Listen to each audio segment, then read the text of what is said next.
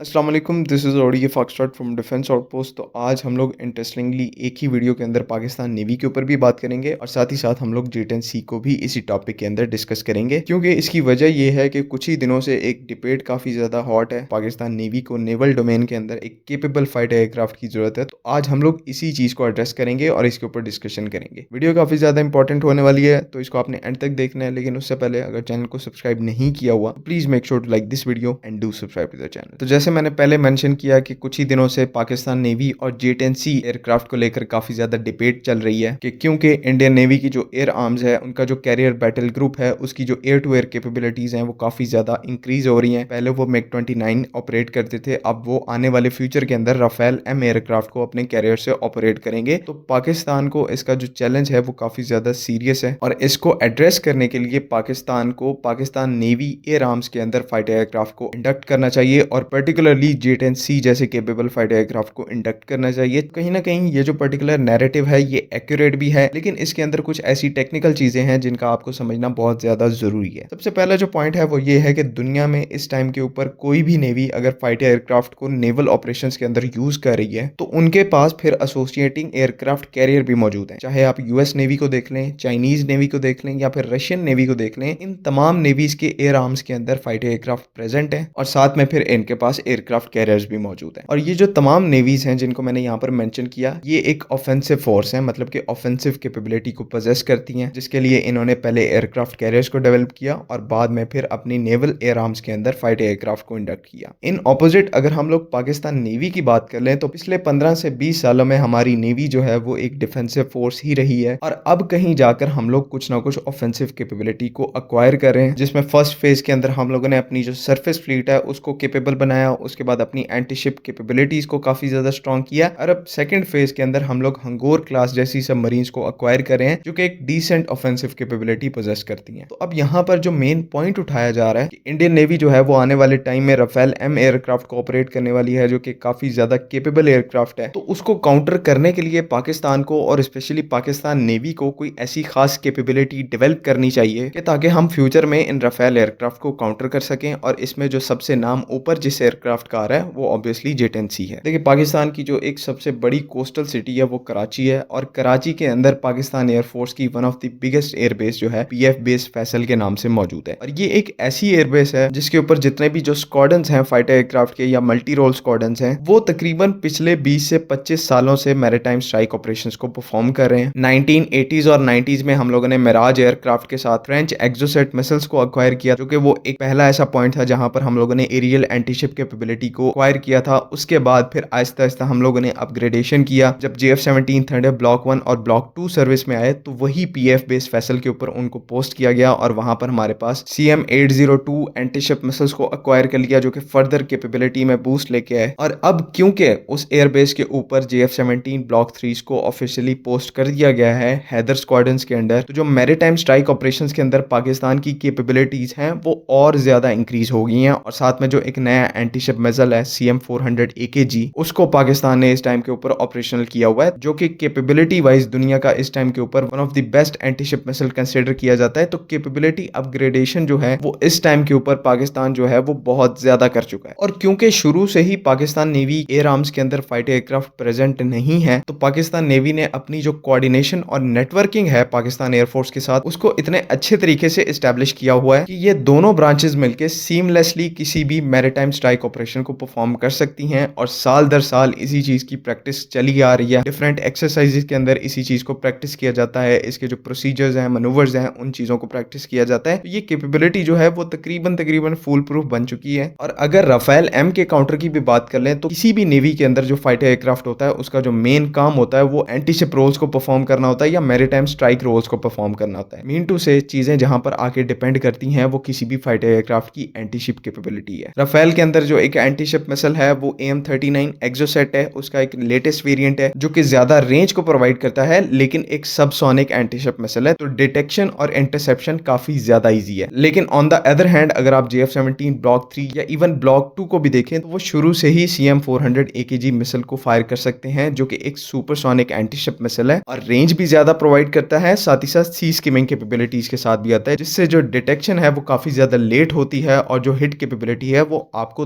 तकरीबन 80 टू 90% की मिलती है सैचुरेटेड अटैक्स के अंदर। तो जो पाकिस्तान की मैरीटाइम स्ट्राइक कैपेबिलिटी है एरियल डोमेन के अंदर, वो राफेल के आ जाने के बाद भी पाकिस्तान उस कैपेबिलिटी के अंदर डोमिनेट करेगा। लेकिन obviously air to air capabilities की बात करें, as a standalone fighter capabilities की बात करें, तो वहां पर JF-17 ब्लॉक 3 जो है राफेल M के साथ कंपीट करेगा, ना ही उससे नीचे रहेगा, ना ही उसको डोमिनेट कर पाएगा। तो यहाँ पर चीजें जो है वो देखने में इंटरेस्टिंग हो सकती हैं। लेकिन यहाँ पर भी जो JF-17 थंडर की नंबर सुपीरियरिटी है वो काम आ सकती है। इसी वजह से जो लोग कह रहे हैं कि पाकिस्तान नेवी को इस टाइम के ऊपर J-10C एयरक्राफ्ट की जरूरत है, तो ऐसा बिल्कुल भी नहीं है। पाकिस्तान एयरफोर्स और पाकिस्तान नेवी कंबाइंड तौर पर एक काफी ज्यादा केपेबल मैरीटाइम स्ट्राइक कैपेबिलिटी को पोजेस करते हैं और आने वाले फ्यूचर में भी हम लोग थ्रेट्स के हिसाब से इसके अंदर कुछ ना कुछ अपग्रेड करते रहेंगे। उम्मीद है कि यहाँ पर तमाम चीजें क्लियर हैं। अगर इनसे रिलेटेड कोई भी कंफ्यूजन है तो काइंडली कमेंट्स में जरूर पूछें। बाकी अगली वीडियो तक के लिए अल्लाह हाफिज। पाकिस्तान जिंदाबाद।